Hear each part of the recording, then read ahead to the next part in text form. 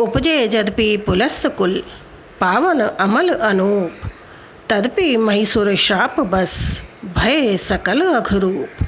नमस्कार।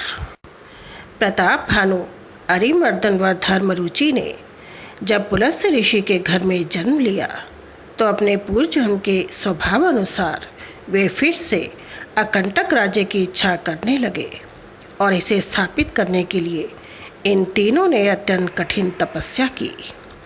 गयो निकट तब देखी विधाता, मागहु बर प्रसन्न मैं ताता। तब ब्रह्मा जी प्रसन्न होकर इनके समक्ष प्रकट हुए और इनसे वर मांगने को कहा। करी विनती पद कही दस सीसा, बोले वचन सुनहु जगदीसा।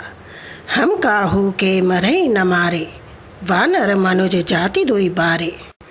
ब्रह्मा जी को देखकर रावण ने प्रसन्नता से उनके चरण पकड़ लिए और प्रार्थना की, हे जगदीश्वर, मुझे ऐसा वर दीजिए कि वानरों और मनुष्यों को छोड़कर मुझे और कोई मार न सके।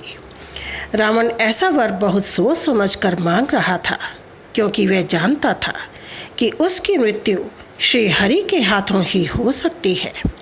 अतः ब्रह्मा जी यदि उसे ऐसा वरदान देते हैं तो श्री हरि उसे नहीं मारेंगे।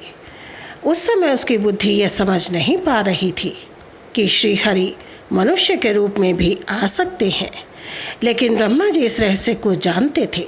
अतः उन्होंने सहर्ष कहा, एवं अस्तु, ऐसा ही हो। फिर ब्रह्मा जी कुंभकर्ण के पास गए। जो यही खल नित करब आहारु, होई सब उजारी संसारु। सारद प्रेरी तासु मति फेरी, मागे से नींद मास शटकेरी। उसका विशाल काय शरीर देखकर ब्रह्मा जी को शंका होने लगी कि यदि यह दुष्ट नित्य प्रति आहार करेगा तो बहुत जल्दी पृथ्वी खाली हो जाएगी। अतः उन्होंने माता सरस्वती को प्रेरित करके उसकी बुद्धि फेर दी, जिसके परिणाम स्वरूप उसने 6 महीने की नींद मांग ली। गए विभीषण पास पुनि, कहो पुत्र वर मागु। तेहि मांगे भगवंत पद, कमल अमल अनुरागु। फिर ब्रह्मा जी विभीषण के पास गए। विभीषण ने अत्यंत विनम्र भाव से उनसे भगवान के चरण कमलों में निष्काम अनन्य प्रेम व पवित्र भक्ति की याचना की।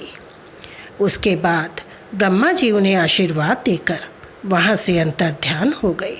जय श्री हरि। आज के हमारे प्रश्न हैं, पहला, पिछले जन्म में रावण कौन था? दूसरा, उसने अगले जन्म में कौन से ऋषि के घर में जन्म लिया? तीसरा, ब्रह्मा जी से उसने क्या वरदान मांगा? चौथा, अरिमर्दन व धर्मरुचि अपने अगले जन्म में क्या बने? नमस्कार।